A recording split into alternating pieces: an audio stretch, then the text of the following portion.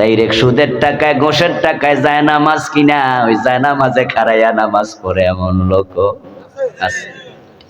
আমার প্রিয় ভাইয়েরা, আল্লাহর কাছে সেদিন বলবেন কোনো লাভ নাই। হারাম খাইতে খাইতে মরলেন, আপনার আমল কবুল হওয়া বন্ধ। হারামের বিটা হারাম ঢুকেছে কাপড়ে, নামাজ হবে না। প্রিয় নবীজি যাকারার রাজুলা একজন ব্যক্তির কথা স্মরণ করলেন, ইউতিলুস সাফারা, বললেন সে লম্বা সফর করে মক্কা এসেছে। কাতার থেকে, দুবাই থেকে, ইয়ামান, সিরিয়া থেকে 500 মাইল গোড়ায় চড়ে, ওটে চড়ে, পায়ে হেঁটে এসেছে আল্লাহর ঘরের সামনে। আসা আকবরা, তার মাথার চুলগুলো এলোমেলো, তার গায়ের মাঝে ধুলিবালি।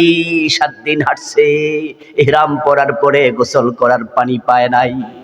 পুরাটা শরীরে ধুলাবালি ভরা, একবারে পাগলের ভেসে উস্কু খুস্কু চুল নিয়া কাবার সামনে পৌঁছে আবেগ ধরে রাখতে পারে নাই।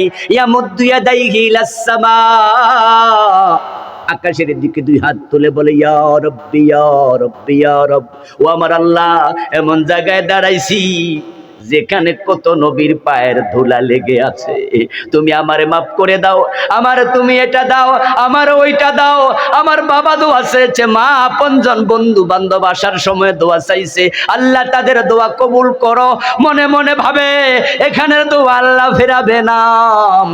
অথচ রাসূল বলেন, মাতামুহু হারামুন ওয়া মাশরাবুহু হারাম ওয়া মালবাসুহু হারাম ওয়া গুযিয়া বিল হারাম, তার পেটে হারাম, তার কাপড়ে হারাম, তার মাংসে রক্তে হারাম। সে যে বিদ্যুতের বিল দিছে, পানি খাইছে, ওই বিদ্যুতের বিলটাও ছিল হারাম।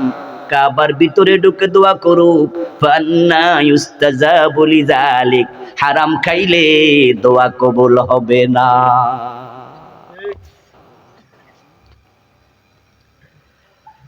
ও দোস্ত আমার, সুদে টাকা লাগাইয়া তুমি জান্নাত খোঁজো কেমনে?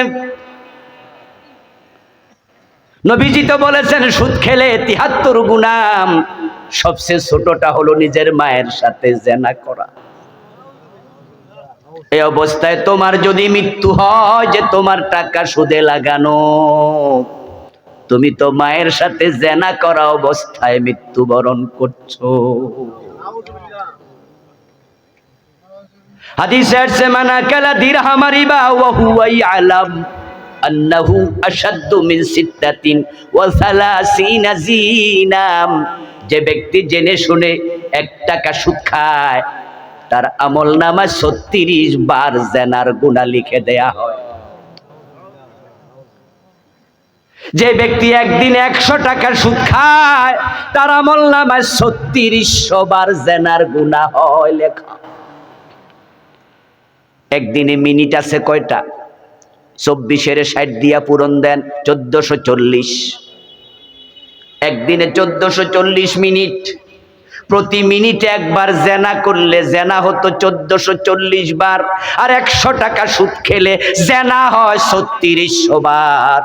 তুমি 1 মিনিটে 2 থেকে 3 বার জেনার গুনাহগার হও।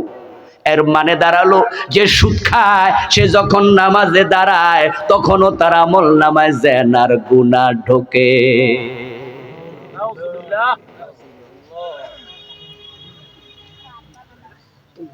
ও দোস্ত, হারামের সাথে সম্পর্ক কাট অফ করো, না হয় নামাজ রোজা ছেড়ে দাও, ভণ্ডামি করিও না।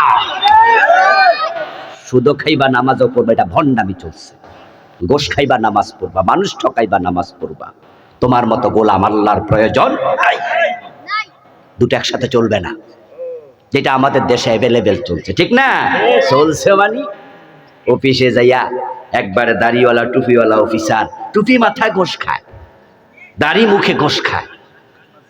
গোশ খাইতে খাইতে খাইতে খাইতে আজান আসছে কানে, হাইয়া আলাস সালাহ, জোহরের টাইম হইছে। ক্লায়েন্টকে তখন বলে, এই মিয়া দিলে তাড়াতাড়ি দেন, মসজিদে যাও। বাহ, কত বড় আল্লাহর ওলি! গোশের টাকা পকেটে নিয়া মসজিদে দাঁড়াইছে।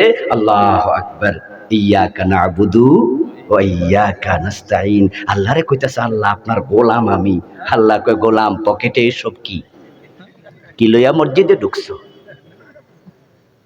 ভণ্ডামি ছেড়ে দাও। আল্লাহর সাথে ভণ্ডামি করে পার পাওয়া যাবে না।